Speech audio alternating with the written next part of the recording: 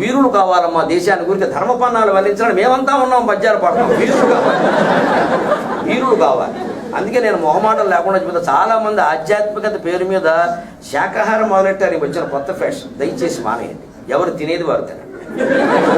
పౌరుషాలు బ్రాహ్మణులు తినద్దన్నారమ్మా, అందరిని మానేయించాలి. అందరూ బ్రాహ్మణులు అయ్యే ప్రయత్నం చేయకండి. మా వృత్తులు పోతాం మేము.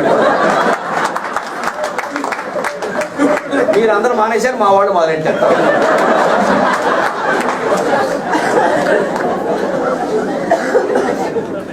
కమ్మవారు, రెడ్లు, కాపులు, ఇతర కులాల వారందరికీ మాంసాహారం నిషేధం చేయలేదు. రోజు తినమని అర్థం కాదు. అక్కడ నిషేధం ఎందుకు చేయలేదు అంటే హిందూ ధర్మం కోసం అవసరమైతే కర్రెచ్చుకు రావాలమ్మా. పౌరుషం ఇవాళ చాలా అవసరం.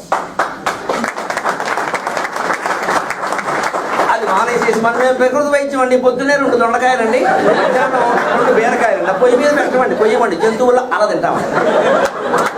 ఉండగానే పోసుకుంటాం. దెబ్బైపోతుంది దేశం. ఏం తినేవాడు అది తినాలి, ఎక్కువ తినద్దని చెప్పారు.